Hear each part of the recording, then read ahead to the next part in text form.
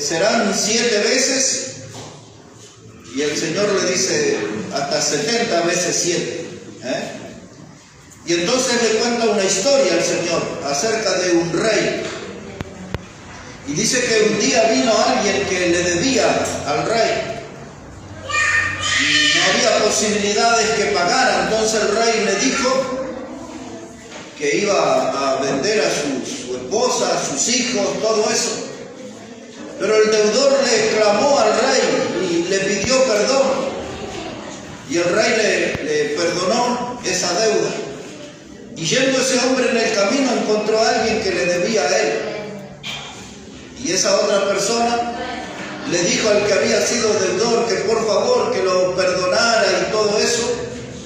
Y entonces esta que vamos a leer ahora la respuesta que le da. El que había sido deudor del rey y fue perdonado, ahora él no perdonó a otro que le debía a él. Y así dice la palabra de Dios. Mateo el capítulo 18, versículo 34. Dice, entonces su señor, enojado, le entregó a los verdugos hasta que pagase todo lo que le debía. Así que el hombre que había sido deudor del rey fue perdonado, pero él no supo perdonar al otro. Y cuando el rey se enteró de eso, diciendo, ¿cómo yo te he perdonado y tú no puedes hacer lo mismo con otro? Entonces dice ahí el texto, entonces su señor, es decir el rey, enojado, le entregó a los verdugos hasta que pagase todo lo que le debía. Lo que quiero que usted note es la palabra verdugo, que aparece aquí en este pasaje, porque hoy voy a estar hablando sobre el tema de los verdugos de la familia. Los verdugos de la familia. Un verdugo es una persona que ejecuta las penas de muerte. Un verdugo es alguien que somete a otro con castigos corporales. Por eso en el texto que hemos leído dice, será entregado a los verdugos hasta que pague todo lo que debe, y va a ser sometido a castigos corporales. Pero los verdugos eran también los que ejecutaban la pena de muerte. Ahora quiero que busque ahí en su Biblia, en Ezequiel, el capítulo 9. Ezequiel, el capítulo 9. Ese pasaje nos habla acerca de un juicio que venía enviado por Dios. Y mire cómo dice la palabra, Ezequiel, el capítulo 9 y el versículo 1. Dice la palabra, clamó en mis oídos con gran voz, diciendo, los verdugos de la ciudad han llegado, y cada uno trae en su mano su instrumento para destruir. Aquí en este pasaje también se nos enseña de lo que es la actividad de un verdugo. Dice el texto que los verdugos llegaron y trajeron en su mano un instrumento para destruir. El verdugo utiliza diferentes clases de armas, todas dañinas. El verdugo puede usar un hacha, puede usar un machete. El verdugo puede usar una guillotina para cortar la cabeza. El verdugo puede usar una cruz. El verdugo puede ejecutar a alguien a través de apedreamiento. El verdugo puede usar toda clase de instrumentos para destruir. El verdugo es una persona que siempre castiga y nunca tiene piedad. Eso es un verdugo. De esa clase de personas habla el Evangelio de Mateo. De esta clase de personas nos habla el profeta Ezequiel. La palabra verdugo aquí también puede traducirse como un matarife. ¿Vieron los que tienen frigorífico? Matan vacas, sacrifican vacas, un matarife le dicen. Así que estamos comprendiendo la idea de lo que es un verdugo. A veces el verdugo es un empleado del Estado. En determinados lugares, principalmente en tramos anteriores de la historia, el verdugo trabajaba para el Estado y cuando el Estado dictaba sentencia, el verdugo era el encargado de aplicar la pena de muerte. Hoy en algunos lugares matan con la silla eléctrica y el que hace eso es un verdugo. Y estoy contando esto porque estamos para hablar sobre los verdugos de la familia. Hay cosas y personas que atentan contra la vida de la familia y vienen contra la familia con armas para destruir, como los verdugos. Dice que ellos traían en su mano instrumento para destruir. Entonces, hermanos, sabemos que el verdugo es el portador de un instrumento de muerte y nosotros tenemos que reaccionar, despertar, estar en estado de alerta porque nuestra familia es amenazada de muerte. El diablo utiliza diferentes clases de verdugo para ejecutar, para lastimar, matar nuestra familia. El diablo nunca nos va a convocar a nosotros a un festival de caricias. El diablo utiliza instrumentos para destruir. Ahora, un verdugo, cuando usted está en presencia de un verdugo, usted sabe que eso es el anticipo para una muerte dolorosa o violenta. Cuando un grupo familiar está frente a un verdugo, usted sabe que ese va a ejercer violencia contra la familia hasta terminar la familia. Y cuando hablo de terminar con la familia, no estoy hablando siempre de una muerte física. A veces la muerte del matrimonio, la muerte del amor, se rompe, divorcio, ruptura. Y a veces el verdugo que atenta contra la familia destruye la relación con nuestros hijos. Los hijos toman caminos alocados y se vuelcan a los vicios, a las drogas, al alcohol, a la delincuencia. Y cuando eso sucede en un hogar es porque el verdugo aplicó un castigo ahí. Y ahora quiero que vaya comprendiendo esa figura. Hay distintas clases de verdugos que atentan contra la familia, porque la meta final de quien maneja a los verdugos, es decir, el diablo, es reducir nuestro hogar a ruinas, a cenizas. Quiere destruir todo lo que nosotros hemos construido bajo el nombre de familia. Ahora me están entendiendo para dónde voy, ¿no?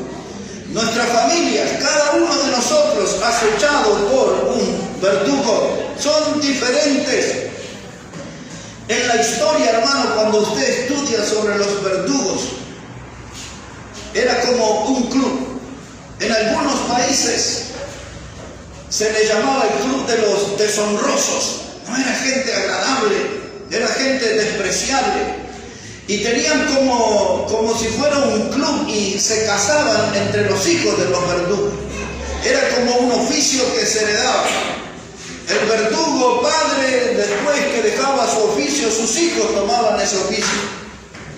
Manejaban instrumentos de muerte, instrumentos de ruina. En algunos lugares en la historia los verdugos eran personas que las descubrían quiénes eran, porque siempre se cubrían detrás de capuchas. Ustedes ya han visto eso, ¿no? Sus máscaras, se escondían sus caras. Pero algunos de ellos eran identificados a veces en los mercados. Y eran tan despreciables que cuando la gente querían comprar manzanas, peras, no le dejaban tocar, tenían que con una vara señalar lo que querían. Porque no querían tener ningún trato con los verdugos. Era gente mala, era gente desagradable. El verdugo muchas veces trabajaba para el Estado. Y el verdugo, mis hermanos, en algunos restaurantes, a través de la historia, se les aplicaba lo que hoy le llamamos el derecho de admisión. Cuando alguno de ellos aparecía en un restaurante, en un lugar para comer, no, esa persona acá, no. Esa clase de gente mala son los instrumentos del diablo. Diferentes clases de verdugo el diablo usa para derribar nuestra familia, para destruir nuestra familia. Esos verdugos tienen como tarea encomendada por Satanás volver nuestro hogar en un auténtico infierno. Cuando miramos nuestra sociedad y vemos tantos hogares destruidos, tantos hogares en ruinas, vemos que los instrumentos del diablo, los verdugos modernos, están haciendo su obra. Y cuando un verdugo entra a una casa, la vuelve un infierno y hasta los hijos se queman en ese infierno. El verdugo no sabe lo que es la misericordia. El verdugo no sabe lo que es el amor. Todo lo que él sabe es cómo manejar instrumentos de ruina y de muerte. Ahora hay diferentes clases de verdugos. No voy a hablar de muchos hoy, pero voy a mencionar en primer lugar un verdugo moderno. Ese lo conocemos con el nombre de estrés. El estrés es un verdugo moderno. Los médicos generalmente, y me ha tocado vivir eso de cerca, cuando no logran detectar el origen de la enfermedad que podemos tener, enseguida dicen, esto es un estrés. Es algo grave, es algo serio, pero no saben ellos, solamente es una palabra que asusta. Es una palabra que parece que no dice nada, pero dice mucho. Una persona estresada es una persona que está en malas condiciones. Y hoy los hogares están formados por hombres y mujeres que están bajo el peso insoportable de un estrés. Hace ya algunos años unos médicos dijeron que lo mío era un estrés agudo. Y si ellos tenían razón, les cuento que es algo bien difícil de sobrellevar. Así que este es un verdugo que se mete en el hogar y se manifiesta a través del agotamiento, donde el hombre siempre está cansado, donde la mujer siempre está fatigada. Y la suma de esos dos elementos vuelve un hogar sin energía, no tiene poder para defenderse de los ataques externos. Él está sobrecargado de trabajo, muy tensionado. Él se ha quedado sin energía, ya no tiene aliento, ella no tiene ganas de luchar. Y se rinden y viene el verdugo y entra en nuestra casa y destruye todo. El estrés es uno de los verdugos modernos. Cuando se habla de estrés, se habla de un gran estado de tensión, por ejemplo, de una situación que produce un estado de nervio. Los médicos usan mucho la palabra trastornos, que tiene que ver algo que se ha dado vuelta completamente en nuestra vida. Muchos trastornos de ansiedad, trastornos físicos, mentales, y entre los bautistas vemos muchos trastornos espirituales. Se nos ha dado vuelta la doctrina, hemos perdido de vista la palabra de Dios, hay un abandono de las sendas antiguas, hay un descuido por las cosas espirituales. En el hogar de los hermanos bautistas hay mucho estrés también. Y el verdugo acecha. Y por eso cuando usted lee y hablan de que 1700 iglesias se cierran en tal país o en tal otro en un año, y tantos edificios que eran de iglesias son vendidos, ¿y por qué la iglesia empezó a estar en decadencia? Y en vez de tener más edificios y levantar más obras nuevas, ¿por qué se están vendiendo los edificios? Es que el estrés, el trastorno espiritual, entró en las congregaciones y los verdugos hicieron su obra con instrumentos de destrucción. Obraron en algún corazón como en Judas. Obraron en algunas lenguas que las volvieron ponzoñosas y afiladas.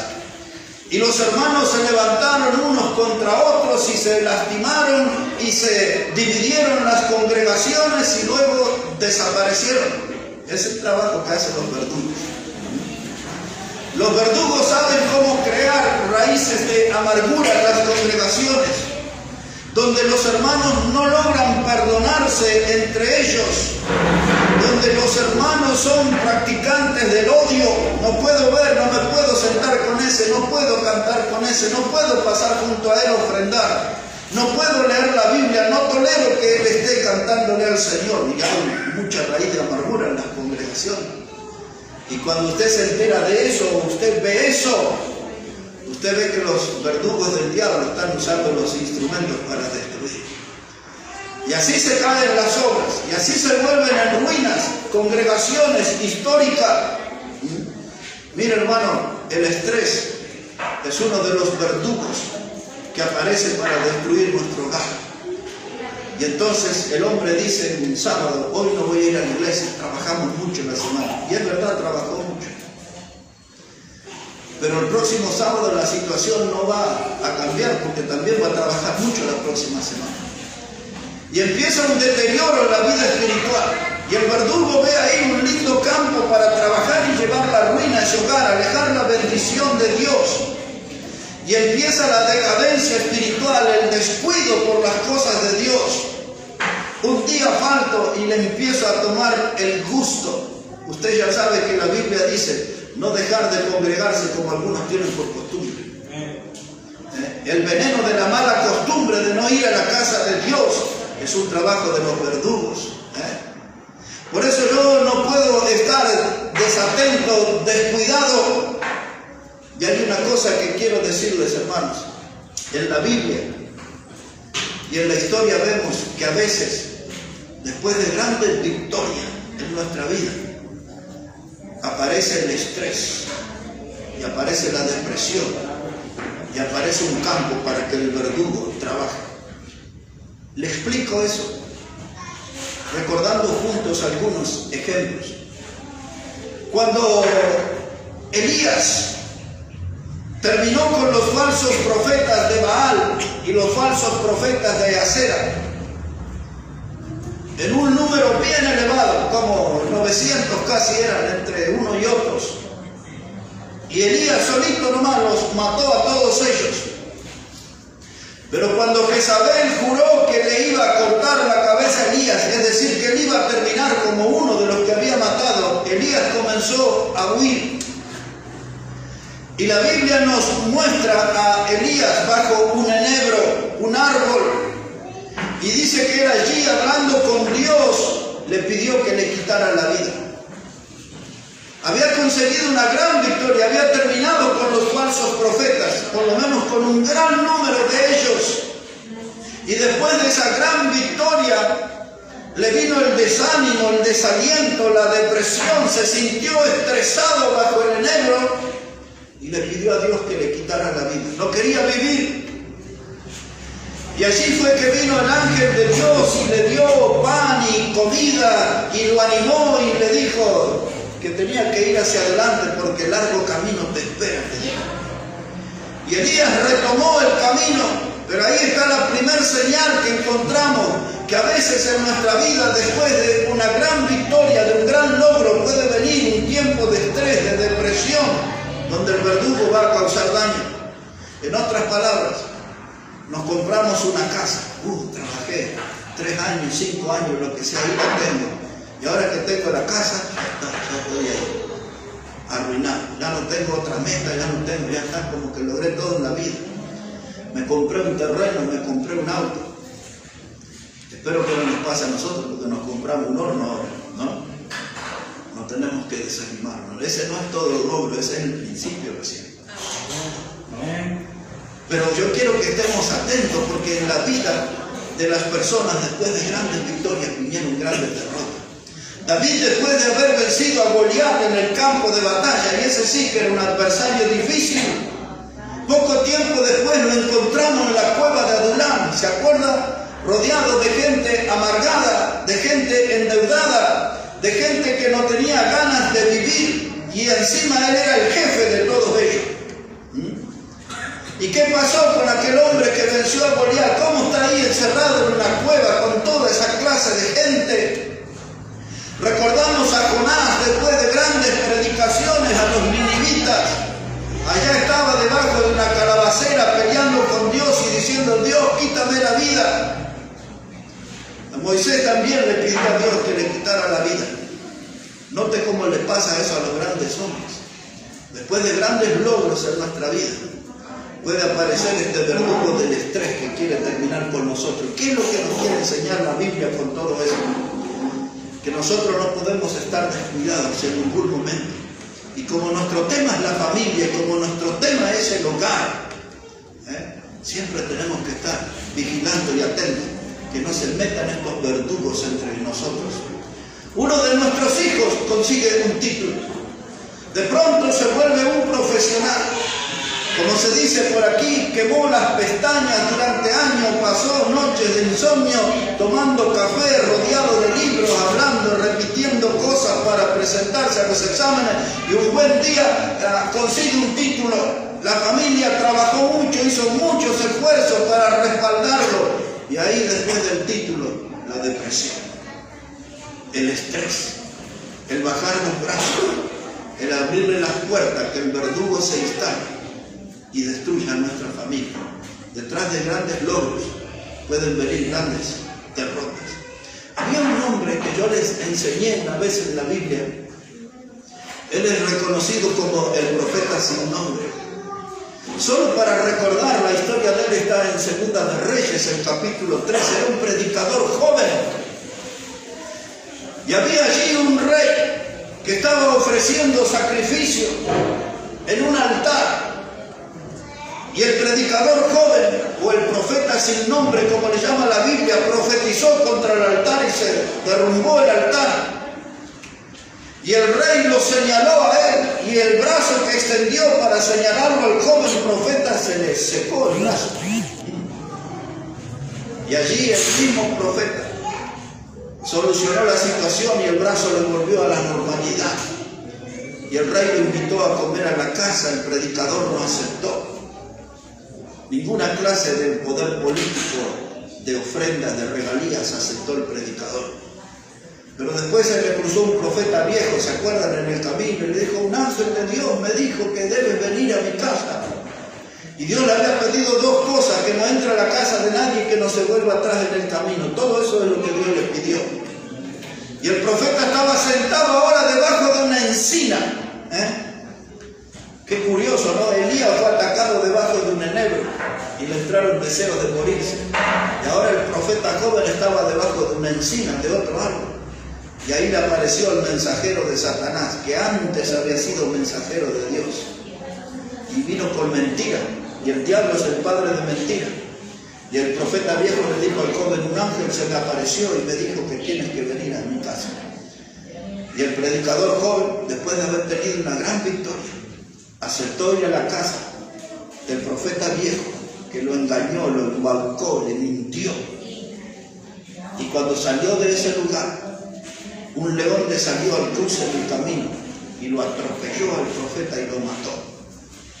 Y ahí estábamos frente a un cuadro terrible: la mula, el asno del profeta, el cuerpo del profeta y el león, y toda la gente vio eso. Era un mensaje de Dios en contra de la desobediencia, porque el león se hubiese comido al profeta y de postre a la asna, pero ahí estaban los tres y todos lo vieron. Después de una gran victoria del joven predicador, vino la desobediencia, el relajamiento debajo de la encina, y fue el lugar donde el diablo envió su verdugo y lo condujo a la muerte. Si me está entendiendo, nuestro hogar está en problemas, porque está bajo amenaza. Nuestra familia está en los planes del diablo para ser destruida. Él va a enviar esos mensajeros, y recuerde lo que dijo Ezequiel, con instrumentos para destruir.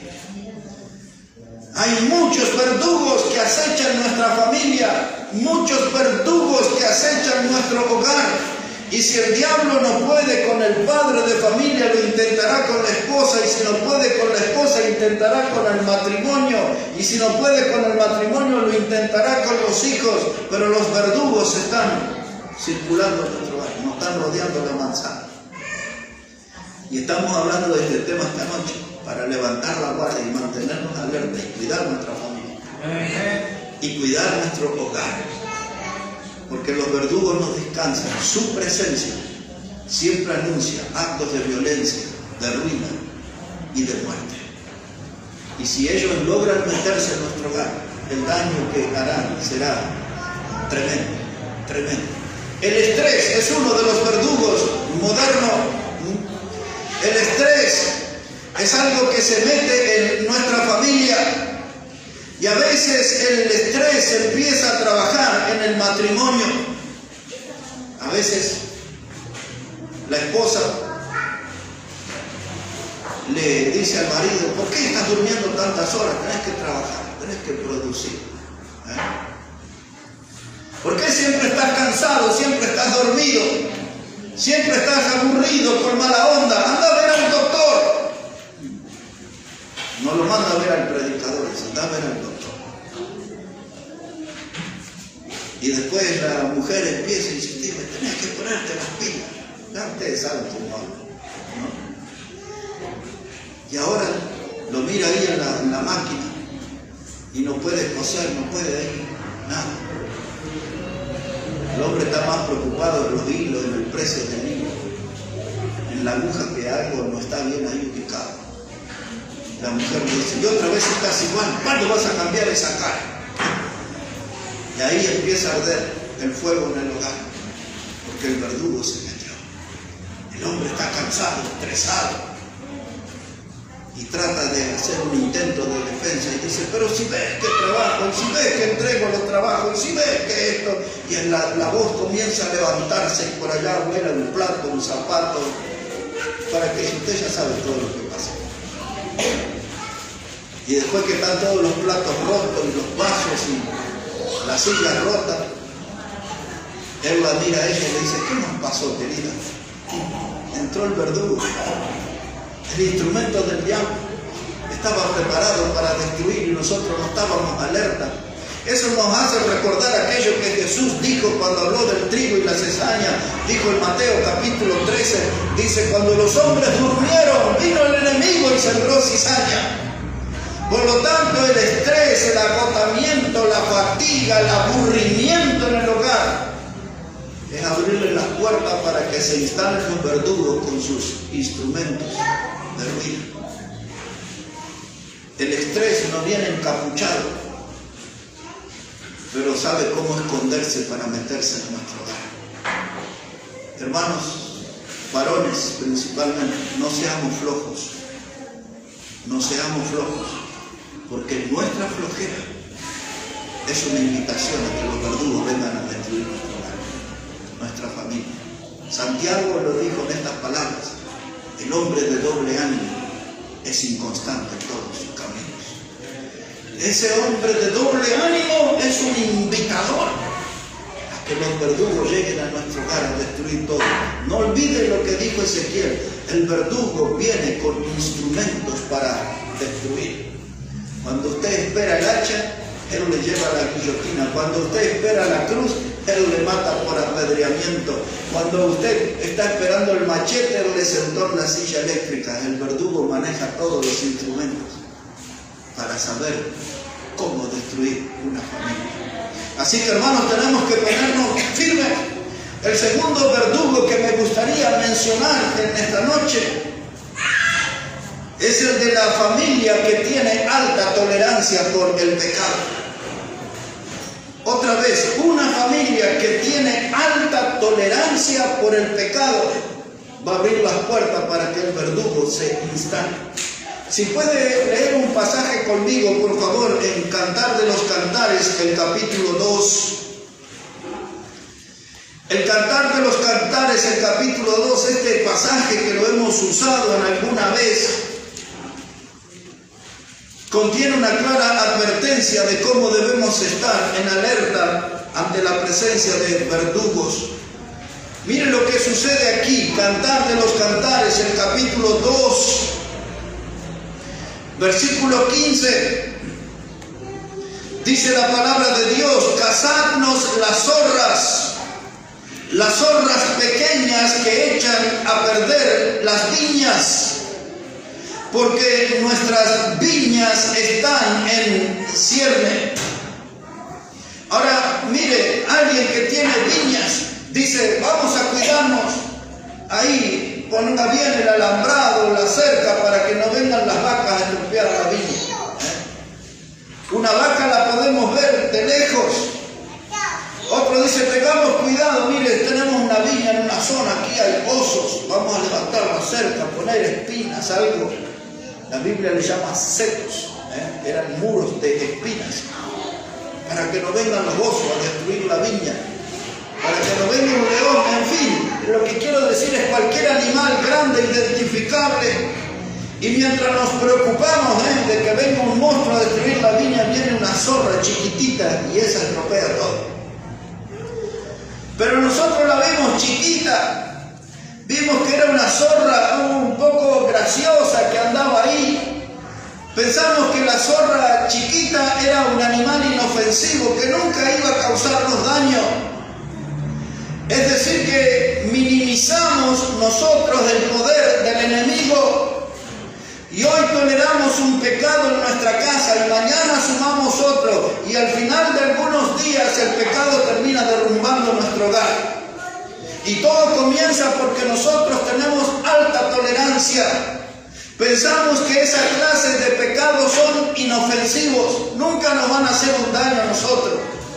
Son pequeñitos. Y cuando hablo de esa clase de pecado, estoy hablando, por ejemplo, cuando toleramos un baile mundano en nuestra casa. Pero estamos con los primos, estamos con la familia que vino de lejos. Y ahí empezamos a poner una música de nuestra tierra. Y se armó el bailongo. Y dijimos, no pasa nada, es una vez, no es que hacemos baile todos los fines de semana. Y eso no nos va a dañar a nosotros. Y empezamos a escuchar música mundana y decimos, eso no nos va a afectar a nosotros. No nos va a cambiar la doctrina, no nos va a afectar en nuestra vida espiritual. Y así, hermanos, empiezan a aparecer esas pequeñas zorras. Y un día la mentira, un esposo que quizás le dice a la esposa, ahí vino el hombre a retirar su trabajo, decirle que no estoy. Pero sí está. Y va la mujer ahí con su sonrisa, hola amigo, ¿cómo está? Mire, mi marido no está, pero sí está. Y entonces, después ella viene y le dice, amor, me parece que no estuviste bien y que, pero es una vez nada más. Pero otra vez también se va a atrasar en su trabajo y otra vez lo va a entregar. Y dice, ¿y ahora cómo salimos de esto? Como la otra vez, mintiendo. Y empezamos a tener esa tolerancia del pecado hasta que la mentira se enquista, se instala en nuestra vida. Y nuestros hijos vienen y dicen, qué actriz que es mamá, mirá, dijo que papá no estaba y todo, no se le movió un pelo, el hombre se lo creyó y se fue conforme. Y nuestros hijos dicen, mirá cómo hizo mamá, así vamos a hacer también. Pero él le va a decir eso a la maestra. Mire que no le entregué el trabajo porque tuvimos una desgracia en la familia. Se aprende la mentira. Cuando empezamos a tener alta tolerancia del pecado, hermano, eso es algo que se va a transformar en un verdugo que va a traer ruina a nuestro hogar, a nuestra familia. Cuando encontramos a uno de nuestros hijos ahí con un cigarrito ahí y dicen, pobre, está aprendiendo eso en la vida. Y el hombre le dice, no, mi amor, eso está mal, no podemos permitir que nuestro... Pero vos también fuiste chico y vos también te tiraste tus ahumadas. Lo encontramos a nuestro hijo, nuestra hija, con unas latitas de cerveza. Dice, eso está mal, eso es pecado, le dice el hombre. Y la esposa le dice, pero mi amor, si vos también, ¿cuántas latitas te tomaste en tu vida? Y ahí empezamos, hermano, a tener una tolerancia por el pecado. Y el pecado de pronto cae como una fuerza que nos aplasta a todos y nos arruina la familia. Y aquello que parecía inofensivo se transformó en nuestro verdugo. Había uno que me decía a mí, una señora, dice, mi marido toma, mi marido se emborracha, pero él es bien trabajador. Usted sabe, ¿no, pastor? Que él trabaja, ¿no? Yo sé que es buen trabajador. Pero cuando se le da un trago, y entonces usted agarra y dice, pero hermano, usted sabe que la Biblia enseña que la borrachera es pecado. Y dijo la hermana, me dijo a mí, pero él no molesta a nadie, él toma ahí y se queda dormido con su vino. Así me decía. Y otra vez, y mi marido se fuma unos porros, pero él allá, y después se queda dormido, no molesta a nadie. Hermano, en secreto, en público, el pecado siempre es pecado, y lo que está mal siempre está mal en todos los lugares, y lo que es incorrecto en un lugar es incorrecto en otro también. Y lo que Dios llama pecado es pecado en todos los lugares. Una mentirita, un cigarrito, una latita de cerveza, y de pronto los vicios se levantan como un verdugo y terminan con nuestra familia.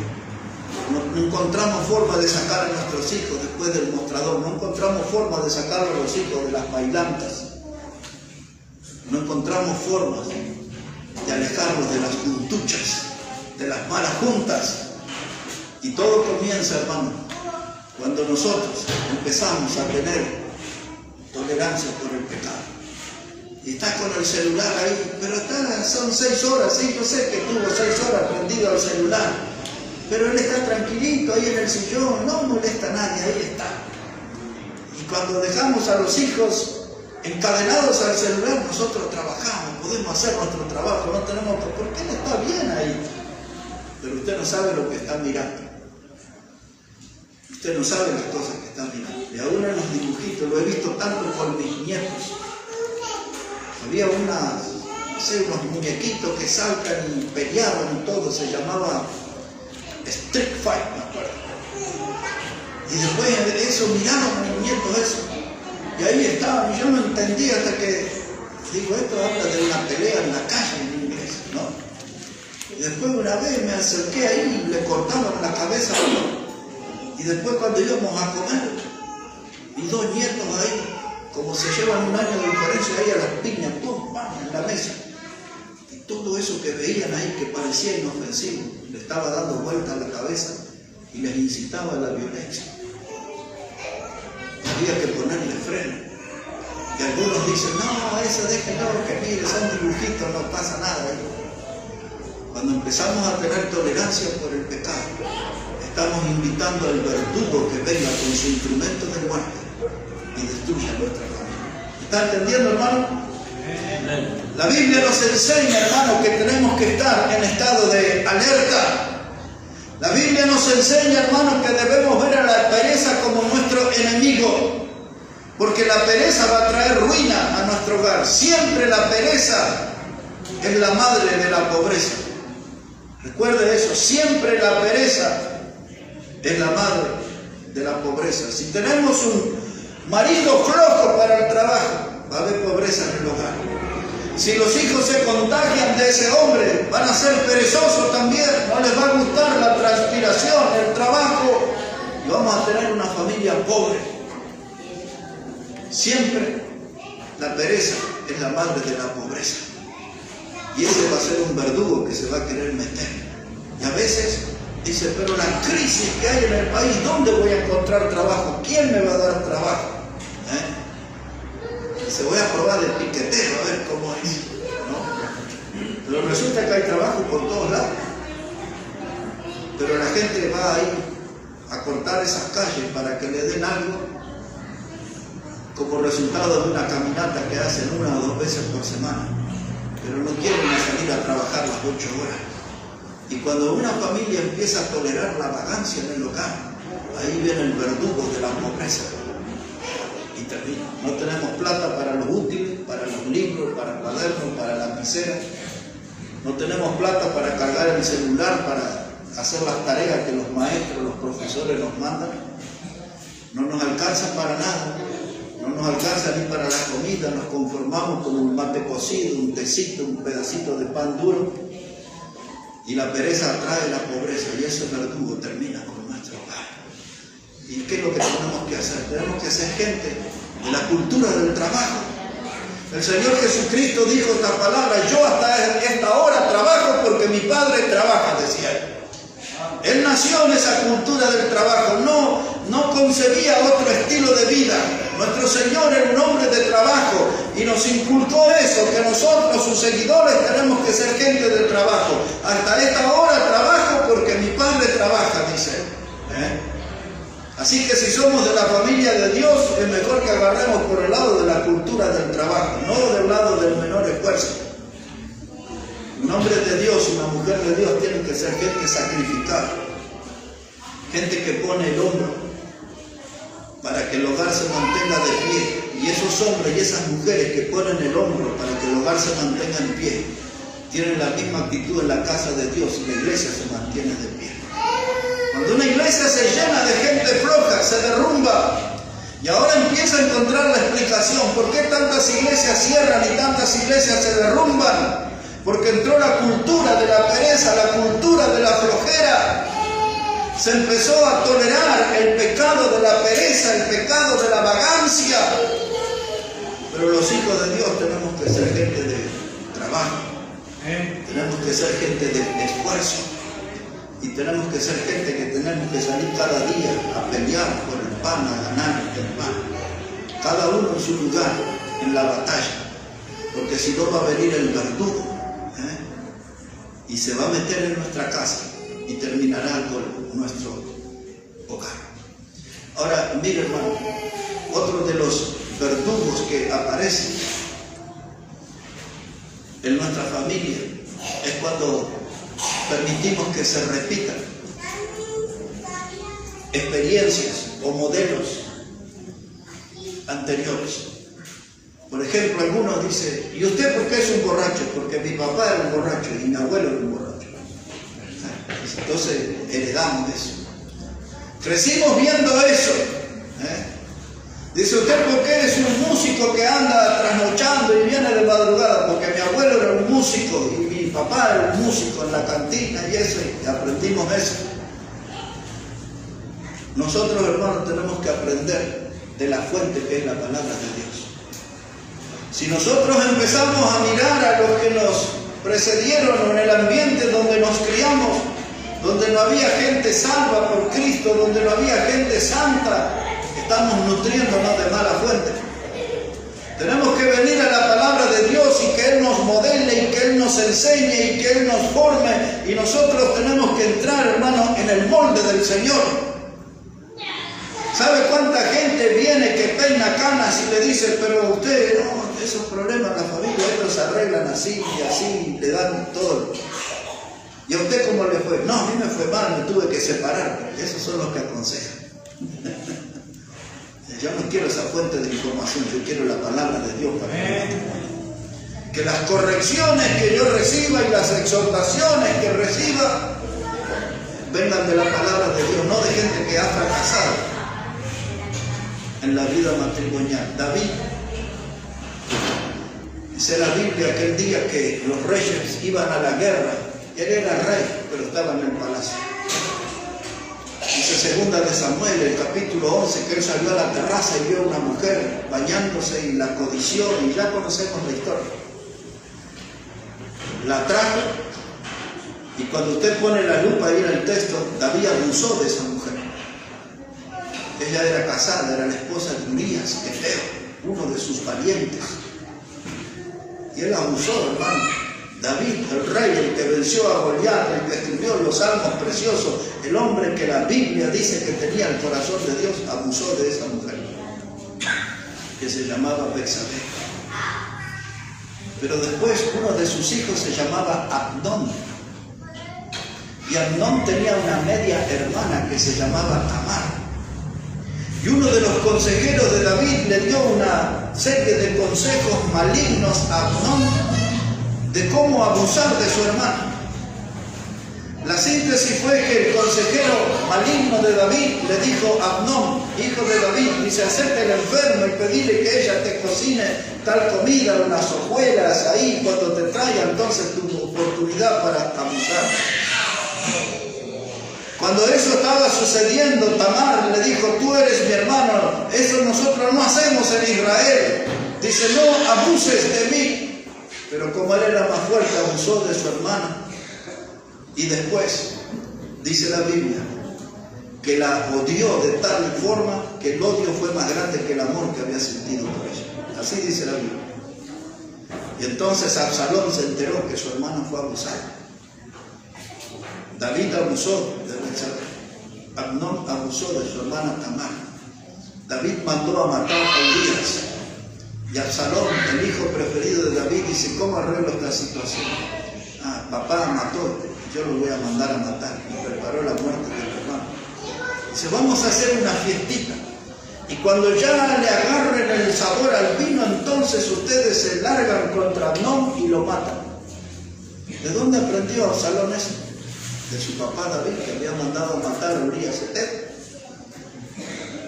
Y así les puedo contar muchas historias de la Biblia, pero lo que quiero transmitirles es que lo que nosotros hacemos, nuestros hijos lo van a repetir. Y ese modelo no podemos llevarlo a nuestros hijos. Tenemos que llevarles el modelo de Dios. Los fracasos que cargamos sobre nuestra espalda no los podemos hacer que lo hereden nuestros hijos. Si ya no hemos roto la cabeza contra la pared, tenemos que evitar que nuestros hijos tengan esa experiencia. Si ya nos hemos lastimado chocando contra la piedra, tenemos que evitar que nuestros hijos tengan esa experiencia. Porque aquí tenemos en la familia de David cómo los hijos repitieron los pecados que había cometido su propio padre. El modelo nuestro no es un modelo humano. Nuestro modelo de vida viene de la Biblia, de la palabra de Dios. Y cuando nosotros no estamos en el molde de la palabra de Dios, entonces aparece el verdugo para traer ruina sobre nuestro hogar. La Biblia habla de la espada como un elemento de juicio. Y la espada cayó sobre la familia de David, sobre la casa de David, dice la Biblia. David sufrió mucho. Y usted, si le dedica un tiempo a leer todo el Salmo 38 y todo el Salmo 51, se va a dar cuenta cuánto David sufrió por sus pecados. Cómo el verdugo vino y lastimó la vida de un hombre que fue un gran hombre de Dios. A pesar de todas esas cosas, él fue un gran hombre de Dios. Y casi cada fin de semana algo de David decimos en los púlpitos. Es un hombre central en la Biblia. Ahora hay mucho que podemos decir, pero en nuestra familia, hermano, no solo que tenemos que cuidarnos de los verdugos, sino que tenemos que saber cómo enfrentar las crisis. Quiero entrar ahí en la recta final hablando de eso un poquito, de cómo debemos enfrentar la crisis. Una crisis es un cambio brusco. Una crisis es una modificación importante en el desarrollo de algo. Por ejemplo, venimos a la casa del Señor, cantamos, leemos la Biblia, oramos en nuestra casa, damos testimonio de nuestra fe en Cristo a otros y de pronto nos mundanalizamos. Ya hablamos de música mundana, de espectáculos mundanos, tenemos recuerdos de nuestras raíces mundanas, hasta recordamos con gozo nuestras historias y hazañas mundanas. Y entonces se da vuelta todo en nuestra casa. Pues eso es una crisis, un cambio brusco. Antes alistábamos a los chicos para venir a la iglesia y ahora decimos, no, ya crecieron, se manejan solos, no los puedo traer a la iglesia, pero no son más sus hijos. Ah, sí son, pero ¿y qué pasó entonces? ¿Ya no es más responsable?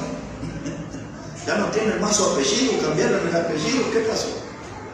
Entonces hay un cambio brusco y estamos en medio de una crisis. Y algunos dicen, yo no le voy a darle mucha atención a la crisis, porque a la familia de allá le pasa lo mismo. Y observe mi pariente que vive allá en tal ciudad, le pasa lo mismo. Y al otro le pasa lo mismo. Y entonces decimos, esto le pasa a todo el mundo. Y no salimos a enfrentar las crisis. Nos rendimos. Y ahí el verdugo dice, esta es la mía. Y ahí entra el verdugo para destruir el hogar. Que hay un hombre flojo, una mujer flojo que no quiere enfrentar la crisis. La crisis a veces es económica, es una situación complicada de escasez. Y entonces no tenemos para comer y le damos una galletita, un pedazo de pan a los hijos. Dice, hijo, vaya ahí al colegio porque no tengo más para darle. Mire, tenemos 48% de pobres en el país. ¿Qué tiene que ver eso? Todavía le digo, tengo que darle de comer. Tengo que comprarle vestimenta, tengo que darle educación, tengo que ocuparme de su salud. Quizás es uno de los que necesita medicación. Entonces no es que decir, no, pero mire, casi todos son pobres en el país, ¿qué vamos a estar trabajando nosotros? Y nos subimos al carro de la pereza y no enfrentamos la crisis. En vez de decir, no, me voy a levantar más temprano, voy a buscar trabajo. Esta semana salió en la televisión un matrimonio de 76 años. Yo les veo ahí a 2 cuadras de mi casa y andan ahí buscando en la basura. Siempre están bien vestidos. Eso llama la atención en el barrio. Y ahora conocimos su historia en la televisión. Viven en un departamento lindo. Tienen una jubilación, pero no les alcanza para comer y para cubrir los remedios. Y tienen que salir a juntar latitas. Dijo la señora en un tramo del reportaje, el domingo anterior fue eso. Dice, cuando juegan al fútbol la gente de la colectividad aquí, en el indoamericano o en el español, ahí vamos y ahí hacemos buena plata. Podemos hacer 5.000, 8.000, claro, latitas de cerveza. Y la señora explicaba, hay que aplastarla así con el pie y sacarle el aire para que enseñó toda una técnica de cómo de las latitas valieron más. Así que están atentos a los partidos de la colectividad boliviana, esos días son buenos para esa economía. Y contaba ella, dice, no nos vamos a quedar a morir en la casa, salimos a trabajar. Dice, y tenemos familiares que podrían ayudarnos. Y no es por una cuestión de orgullo que no aceptamos ayuda de ellos, sino que hemos crecido nosotros en una cultura de trabajo y salimos a trabajar. Y entonces, muchas cosas dijeron. Pero ¿saben qué, hermano? Cuando hay una crisis económica en el hogar, yo tengo que esforzarme, y tengo que conseguir la moneda, y tengo que traer alimento y proveer para los míos. Porque si no viene el verdugo y va a destruir todo nuestro hogar. El verdugo, hermanos, a veces se ve en el hogar en la crisis de la indiferencia. ¿Sabe qué significa eso de la crisis de la indiferencia? En donde todos en el hogar viven distantes y a nadie le importa lo que le pasa al otro. Los padres no saben en dónde andan sus hijos, no saben quiénes son sus compañeros. Dice que salen a hacer deporte, pero usted no sabe si van a hacer deporte. Dice que están en la casa de tal amigo o tal amiga, pero usted no sabe. Porque usted está allí y de pronto su esposa está enferma y usted dice, bueno, le pasa a todas las mujeres. Y de paso el hombre se enferma y la mujer dice, bueno, y este ya está viejo. Y entonces viene la crisis de la indiferencia. A nadie le importa nada lo que le pasa al otro bajo el mismo techo. Y eso es lo que produce el derrumbe de muchas familias. Esa es la instalación de un verdugo con instrumentos para destruir. El instrumento que maneja se llama la indiferencia. Puso la indiferencia. Y cada uno empieza a tener sentimientos egoístas. Yo me ocupo de mí. Bueno, que mi esposa se arregle. Bueno, que los chicos se arreglen. Yo pienso en mí. Hay muchos de eso. Hay muchos padres que sus hijos andan descalzos de zapatos rotos, pero ellos lucen sus tenis de marca. Pienso en mí. La indiferencia. No me importa cómo le va a los otros que viven ahí. Y empezamos a construir, hermanos, unos muros. El hombre ya no se comunica con la esposa, el matrimonio ya no se comunica con los hijos y se levanta un muro de incomunicación en el hogar. Y los verdugos han instalado esto en las mentes de las personas, los han hecho en expertos en levantar muros, pero nunca el verdugo le va a enseñar cómo construir puentes para que el marido se acerque a la esposa y el esposo y la esposa se acerquen a sus hijos. ¿Me están entendiendo, hermano? Los verdugos que acechan nuestro hogar, los verdugos que acechan nuestra familia y quieren vernos en la ruina. Hermanos, tenemos que comprender que el diablo está muy activo y cuando la indiferencia aparece en la familia, entonces empezamos a preparar el funeral, porque el amor se muere en ese hogar. Donde hay indiferencia ya no hay más amor. El hombre no ama a la mujer ya no lo ama.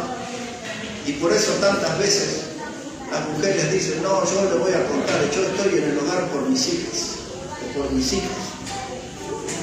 Estoy por ello, aguanto todo, la indiferencia. Esto lo vemos por todos lados. Pero la luz de lo que estamos escuchando hoy son verdugos que el diablo instaló con instrumentos para destruir. Como aquellos que se amaron y que criaron a sus hijos ahora son indiferentes, son como desconocidos bajo el mismo techo, casi que ni se ven.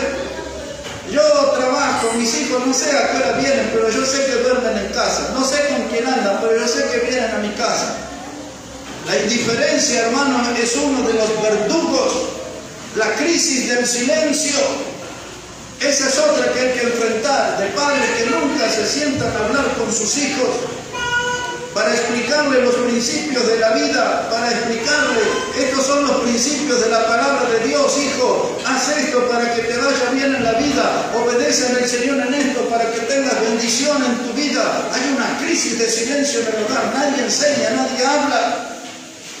El hombre cabeza se ha desdibujado y es como una sombra que se mueve entre la casa.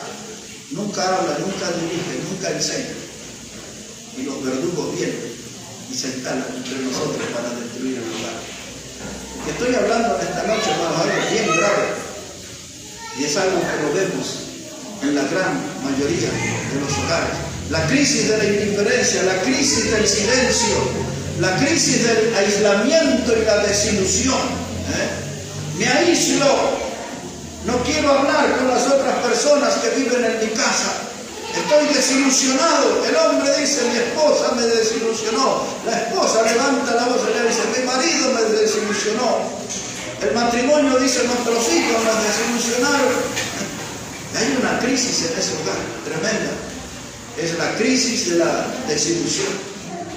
¿Y sabe cuál es una de las crisis que más se ve en los hogares? Es la crisis del aburrimiento. Todos están aburridos, nadie se ríe, nadie está feliz, nadie está contento. La crisis del aburrimiento, vino el verdugo y se instaló como un asesino silencioso, metió el aburrimiento. Y después en la iglesia usted quiere que la gente haga cosas y no hace nada. Hace muy poco, quizás nada. Y entonces usted dice, así debe ser en el hogar también. Como son de aburrido y desmotivado en la casa de Dios, deben ser en el hogar también. El verdugo estuvo trabajando y le sembró semillas de aburrimiento. Y ahora se aburren en la calle, se aburren en la casa, se aburren en la iglesia. Y van al fútbol y se duermen también aburridos, no disfrutan nada. El aburrimiento es lo que domina su vida. Y eso es una crisis que debemos enfrentar. Hermanos, nuestra familia está bajo amenaza. El amor en el hogar es algo que está en riesgo. Jesús dijo, por haberse multiplicado la maldad, el amor de muchos se enfriará.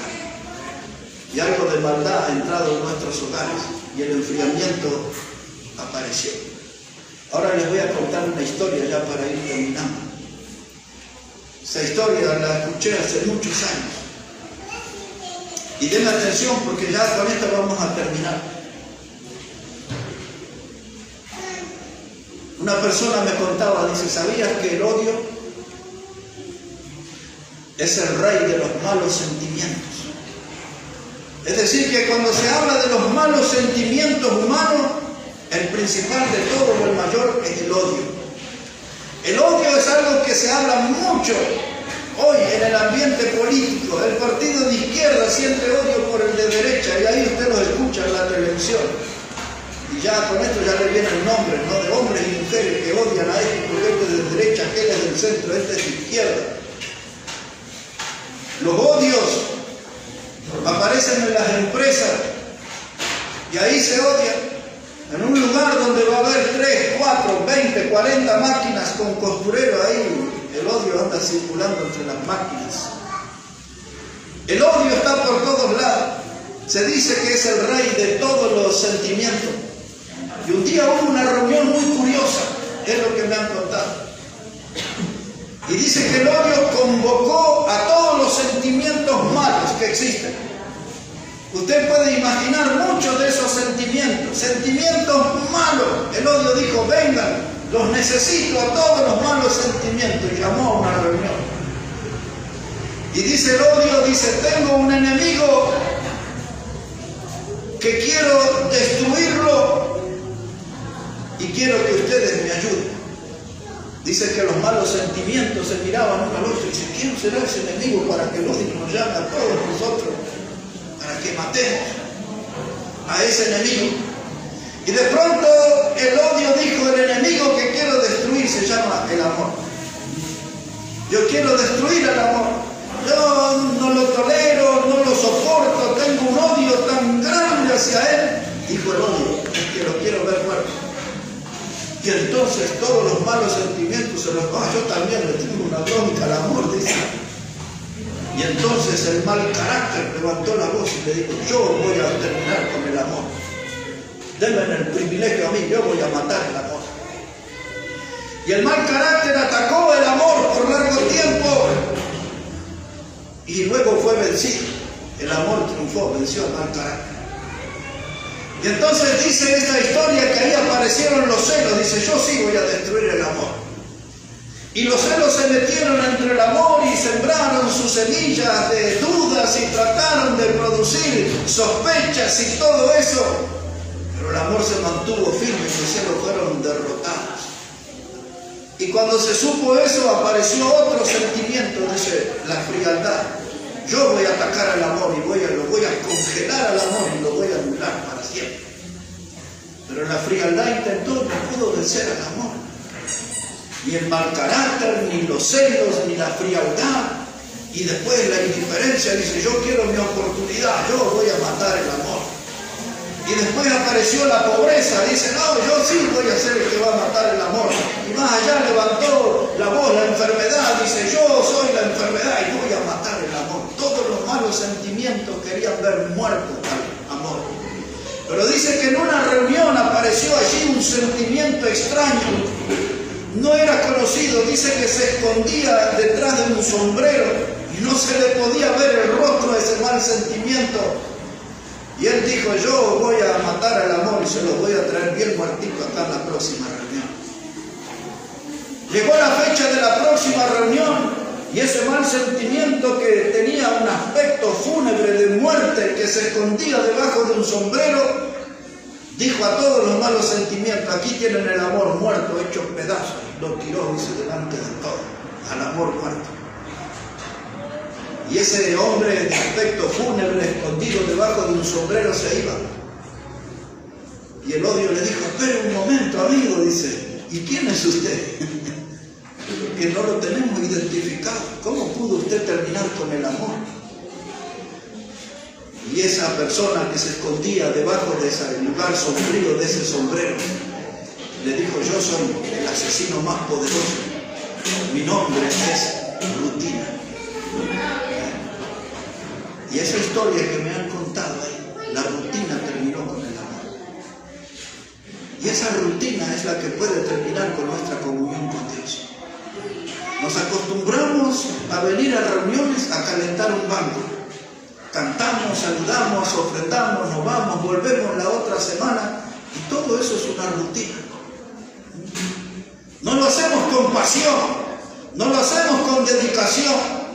No lo hacemos entregándonos con sacrificio por la causa de Cristo. Todo lo hacemos porque es parte de nuestra rutina. Porque el despertador me suena el domingo a las 9 de la mañana, algunos a las 10, 10 y media por la hora que llegan. Dice, me voy a la iglesia, me voy a la reunión. Y si hay comida, como con los hermanos. Y si no hay comida, me voy a Celina. Todo una rutina. Y yo me voy al fútbol. Y todo una rutina. Y la rutina es la que termina derrotando el amor. El amor por la Biblia, el amor por las almas, el amor por los hermanos, el amor por la oración, el amor por los perdidos.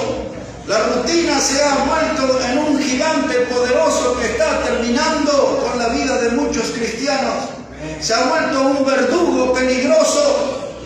La rutina se instala en nuestra vida como un verdugo y nos arruina la comunión con Dios, nos aleja de las bendiciones de Dios. Y la rutina viene y se instala en nuestro hogar. Y en nuestro hogar todo es una rutina. Hasta que comemos arroz, tal día en la semana, tal otro día. Un día con un huevo frito, otro día con una milanesa de pollo, otro día con una ensaladita de tomate, lechuga y cebolla. Y hasta la forma de comer es una rutina.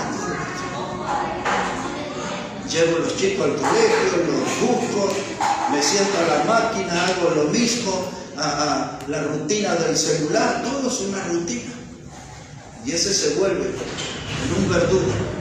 La rutina es un instrumento para traer ruina, para destruirnos a nosotros. ¿Y por qué estoy hablando de esto en esta noche? Porque quiero que nos animemos juntos a hacer algo distinto para Dios. Que nos animemos juntos a hacer algo para Dios que nunca hemos hecho. De ganar almas, de leer más la Biblia, de manifestarnos entre nosotros, más compañeros, disfrutar de la comunión, del compañerismo en Cristo, de ponernos metas como congregación, de trabajar, de sacrificarnos, de hacer algo, hermanos, que no nos tenga encarcelado en esa palabra rutina. Y cada uno de nosotros tiene ese poder para decidir, para romper la rutina. ¿Qué es una rutina? Es un hábito o es una mala costumbre repetida, siempre lo mismo, siempre lo mismo, siempre lo mismo.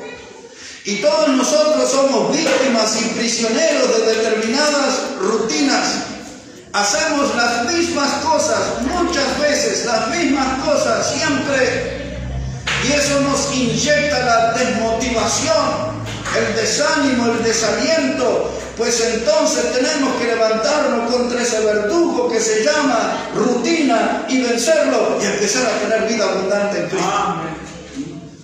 Y ese debe ser el desafío para nosotros que tenemos que aceptar. Yo les voy a decir más, hermano. Y vamos a ver si el jueves que viene, cuando nos reunimos a orar, empezamos a cambiar las peticiones. Porque cada vez que habla un hermano, yo ya sé lo que va a pedir. ¿Sabe cómo se llama eso? Rutina. ¿Sabe a dónde nos va a llevar eso? Al aburrimiento. ¿Sabe a dónde nos va a llevar eso? A que el verdugo se instale entre nosotros y dice, no tiene sentido ir a la reunión de oración. Yo ya sé cuál es el hermano que va a decir, ore por mi vida espiritual. Yo ya sé por el que va a orar, ore por mis estudios. Yo ya sé que va a orar, ore por este trabajo. Yo ya sé todo ya como ora. Y cuando noté esto ya hace 2 jueves atrás, dije, tenemos que hacer algo para salir de esa rutina. Porque la rutina nos va a llevar al aburrimiento. Y el aburrimiento va a ser la invitación para que el verdugo se instale con su instrumento para destruir. Y va a decir, es que la oración no tiene sentido, ¿para qué se juntan? ¿Para hablar y orar por todo lo mismo? Necesitamos inyectarnos de vida espiritual. De mostrar que estamos más unidos al Señor, de que tenemos otras motivaciones, de que tenemos objetivos importantes, de que tenemos metas más valiosas. No, hermanos, dejemos caer en las garras de la rutina, no seamos prisioneros de la rutina, porque la rutina es el verdugo en el hogar. Y si la rutina es el verdugo en la iglesia, entonces nuestro vuelo va a ser muy corto. Yo creo que Dios nos salvó para grandes cosas.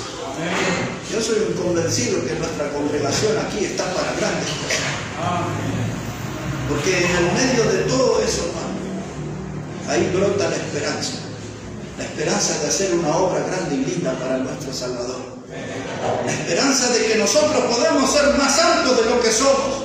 Podemos ser más fieles de lo que somos, más obedientes de lo que somos.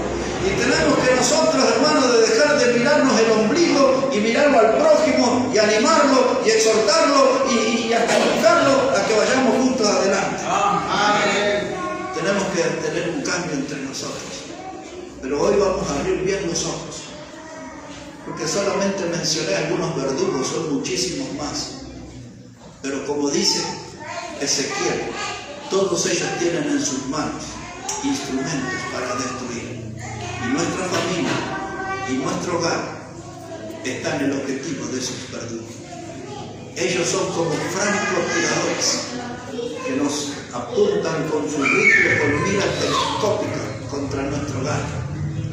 Y pronto van a disparar, queriéndonos quitar la vida.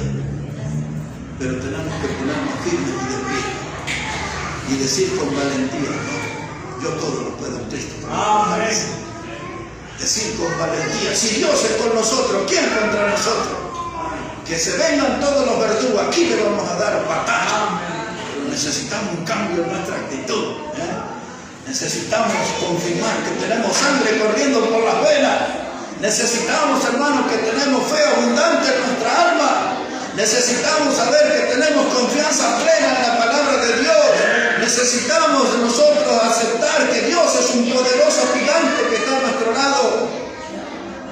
Cuando estas cosas empiecen a cambiar entre nosotros, vamos a levantar al final vuelo como las águilas, por esa fuerza que nos va a dar el Señor. Hermanos, los verdugos acechan. Esto es lo que quería instalar entre nosotros esta noche. Abramos los ojos, porque el hogar ha sido algo precioso que Dios nos ha dado. La familia ha sido algo hermoso que Dios nos ha confiado. La familia es para que tenga vida. La familia es para que tenga fe. La familia es para que tenga victoria. La familia es para que nosotros sintamos el gozo de servir al Señor como familia. Así que a ponerse de pie y ahuyentar todos los verdugos que nos acechan. Y a no rendirnos, hermano. Dios está con nosotros. Que Él bendiga su palabra en esta noche y bendiga su vida.